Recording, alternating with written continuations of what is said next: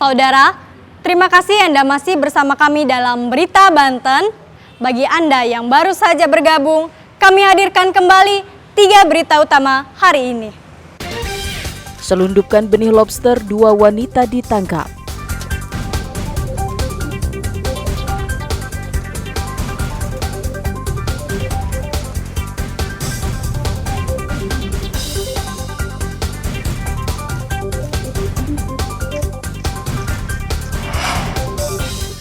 Polda Banten tangkap influencer judi daring.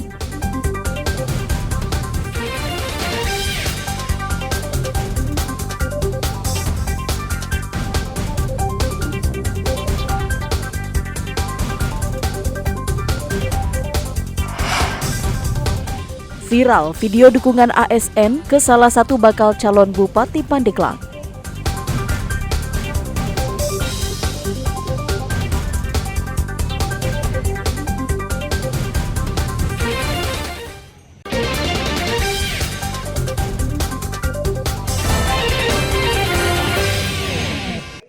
Lima remaja dengan inisial PW, TO, BR, EA, ZC ditangkap Subdit 5 Cyber Polda Banten karena mempromosikan situs judi daring. Mereka ditangkap atas patroli Cyber Polda Banten. Polisi awalnya menangkap 1 orang koordinator dan selang beberapa hari, polisi kembali menangkap 4 pelaku yang mempromosikan judi daring. Mereka telah mempromosikan judi daring selama lebih dari 2 tahun. Selama mempromosikan, penghasilan mereka mulai dari 5 juta rupiah dan yang paling besar 40 juta rupiah. Salah satu tersangka, EA alias Kemal yang ditangkap bertugas untuk merekrut influencer dan sudah puluhan situs yang dipromosikan. Sedangkan pelaku berinisial R berusia 18 tahun mengaku mempromosikan situs judi sejak SMA. Polda Banten hingga saat ini kesulitan memblokir situs judi daring karena servernya berada di luar negeri. Servernya masalahnya ada di luar wilayah yurisdiksi Indonesia. Jadi didaftarkan bukan di Indonesia tapi di luar negeri. Tapi untuk yang server Indo ini belum ada. Selama ini yang hosting di Indonesia tidak ada, belum terdeteksi. Saat ini Cyber Polda Banten sudah memblokir 570 situs judi daring. Ariel Maranus dan Fajri Munawir melaporkan dari Kota Serang. Meski pemilihan kepala daerah masih berlangsung beberapa bulan lagi, namun netralitas sejumlah aparatur sipil negara sudah mulai terlihat mendukung salah satu bakal calon.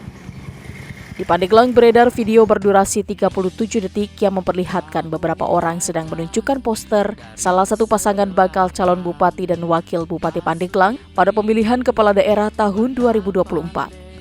Raden Dewi Setiadi yang merupakan adik ipar Bupati Irna Narulita dan Iing Andri Supriyadi. Video tersebut viral setelah diduga 2 dari 4 orang yang ada di dalam video itu merupakan ASN di lingkungan pemerintahan Kabupaten Pandeglang, yakni kepada Disduk Capil Pandeglang Didi Mulyadi dan Sekretaris Camat Menes Usep.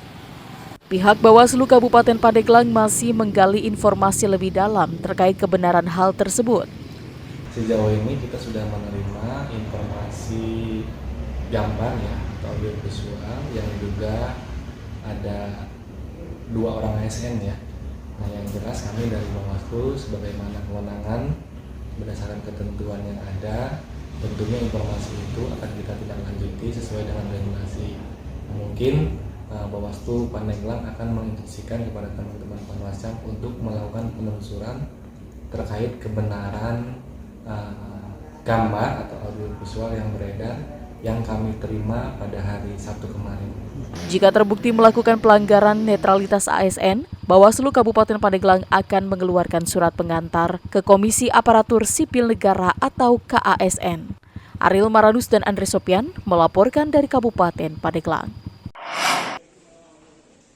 Pembangunan ulang pasar terbesar di Kota Cilegon, yaitu Pasar Baru Keranggot, yang seharusnya dilakukan pada tahun 2023 dan selesai 2024 ini dipastikan gagal.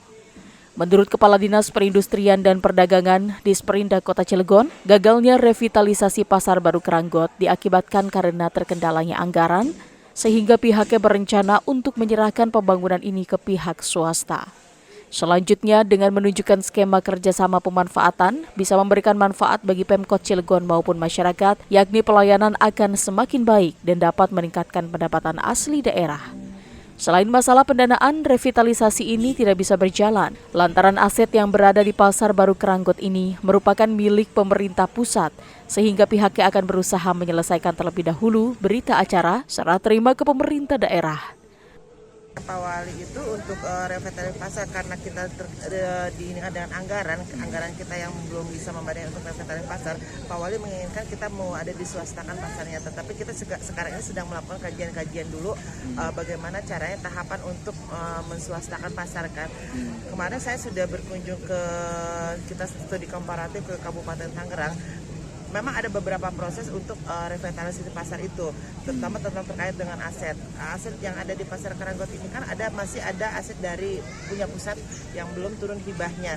Nah, hibahnya sedang kita bantu proses ke Kementerian Perdagangan untuk seperti hanggar itu kan hibahnya itu kita belum turun itu berita acara hibahnya, jadi masih kepemilikannya pusat.